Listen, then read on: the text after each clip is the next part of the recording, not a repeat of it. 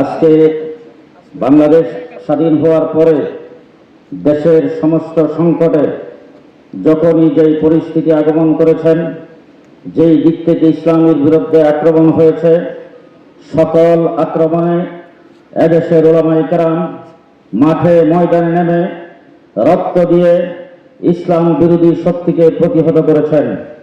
কিন্তু আমি শুধু একটি কথা আজকের এই সম্মেলনে বলতে চাই।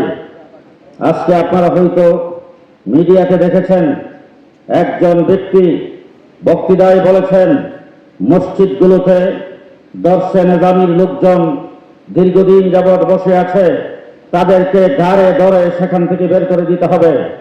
গত 15 বছর পর্যন্ত মসজিদে যারা ইমামতির দায়িত্ব পালন করেছেন, খেতাবতের দায়িত্ব পালন করেছেন, তাদেরকে রাখা যাবে না, তারা আওয়ামী লীগের দূষর। আমি আজকে পরিষ্কার ভাষায় বলতে চাই, দর্শে নিজামী তথা উলামায়ে দেওবন্দ, উলামায়ে কওমিয়ার যারা গোটা বাংলাদেশের আনাচে কানাচে, ঢাকা শহর সহ রাজধানী সহ শহরে বন্দরে যারা ইমাম এবং খতিবের দায়িত্ব পালন করেছেন, গত 15 বছর ইসলাম বিরোধী ফ্যাসিস্ট সরকারের যাবতীয় শক্তিশালী মোকাবেলা তারাই করেছেন।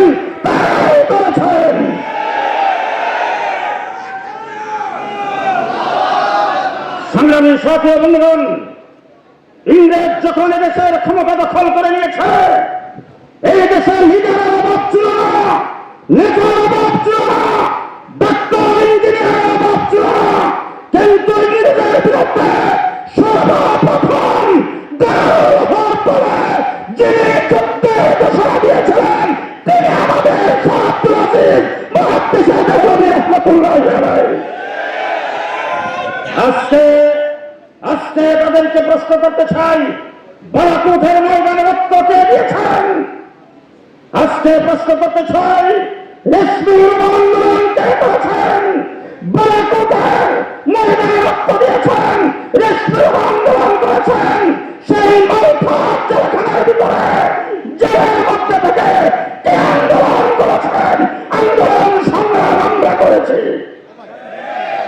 দেশটা যখন পূর্ব পাকিস্তান ছিল, আইয়ুব খান সরকার যখন ফ্যামিলি প্ল্যানিং আইন জারি করেছেন, তখন উলামায়ে দেওবন্দের আওলাদ, উলামায়ে দেওবন্দের ফরমান আল্লামা শামসুল হক ফরিদপুরের নেতৃত্বে আমরা তার মোকাবেলা করেছি।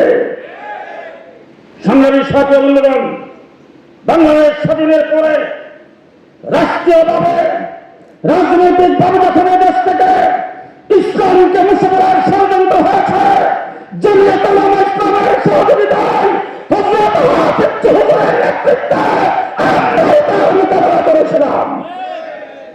আজকে আমার বাংলাদেশে শিখাচরণ জেলে এদেশের মানুষকে যখন মুশরিক বানাইবার পায়তারা করা হয়েছে, শিখাচরণ বাংলাদেশের প্রত্যেকটা ডিস্ট্রিক্টে ঘুরাইবার প্রোগ্রাম যখন হাতে নিয়েছে, এই দেশে দর্শে নিজামী কওমি উলামায়ে কেরাম শাইখুল হাদিসের নেতৃত্বে আমরা তার মোকাবেলা করেছি।